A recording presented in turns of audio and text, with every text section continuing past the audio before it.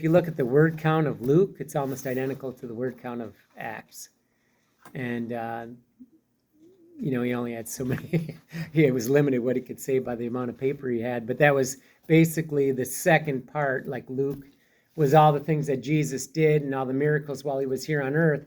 And then Acts were all the acts that the church, the early church did, starting with John and Peter and then the travels of Paul.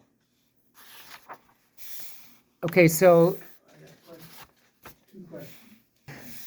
that's so the responsorial psalm. Who wants to read that?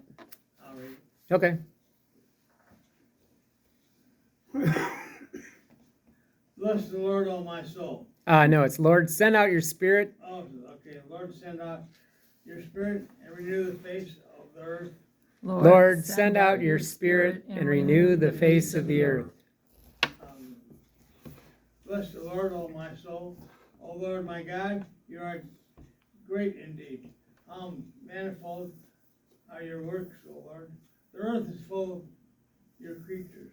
Lord, send out your spirit and renew the face of the earth. You take away their breath, they perish and return to their dust.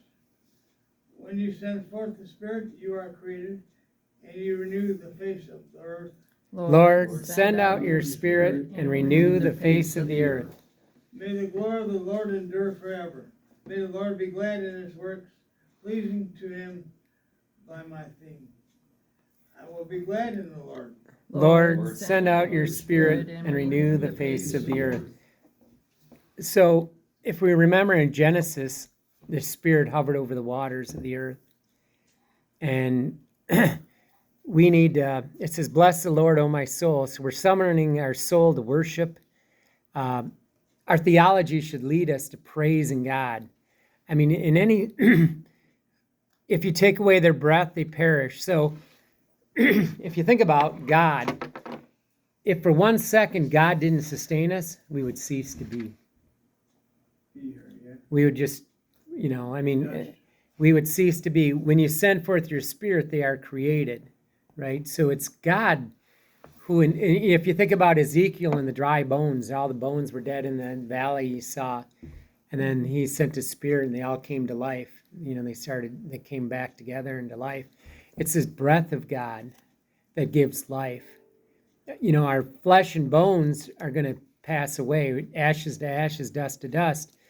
But our spirit, which is given to us by God, that will last forever. And it's God's spirit that renews the face of the earth. It's God's spirit that dwells within us. So we're not facing anything in this world alone. So when you're facing situations, you're not facing it alone. And so even when you go into conversations, just what I'll typically pray is, I'll usually pray, God is within me. I am with God and God is within me. And so and it's just a simple little prayer, but it puts me back to the basics that in any situation I'm going into in life, that God dwells within me. And I'll do that a lot. I mean, typically if that'll help. And so when you're going to a situation that may be stressful, just remember that. May the glory of the Lord endure forever. So God's glory is due to him. And so that's what we owe him, the obligation of praise and glory and thanksgiving. And we should always keep that in our mind. May the Lord be glad in his works. We are the works of God too.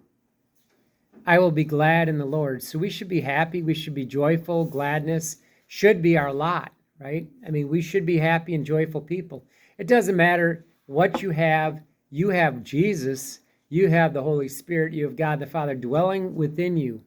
So we should, if we're not happy about that, there's nothing else in this world that's going to make us happy, right? I mean, that's, when you think about it, you're never alone. You always have God dwelling within you, even when you're going through terrible things. I was thinking about that yesterday. I'm like, okay, Lord, God, you're dwelling within me. As we're going through, especially it's hard when you're going through a lot of pain, because then the whole world is dark. I mean, you see the world and it's like you're in pain. How do you get through a day? I mean, it's like it's hard to walk, it's hard to move, it's hard to do anything. And you think, wow, I don't know how long I can do this. I mean, I know a lot of people, and it's hard, and so, and that wears on your mind and wears on your soul and even your outlook and your attitude, and it's hard. But we're not alone, and we can pray, and we don't always understand why we're going through the things we're going through, and that's what makes it. It's just the not knowing why am I going through this? Why am I having these issues? Why am I falling apart? It's like, it's like, that's really what it comes out to. Why am I falling apart? And part of falling, because ultimately it's showing us that, we're all going to fall apart, right? We all are going to fall apart. And this isn't our home. We're just passing through. It's a hard reality, but we're just passing through. As good as this world is, it's better in heaven. It's a better place. And so the pain and suffering should help us detach a little bit from the things of the world, because,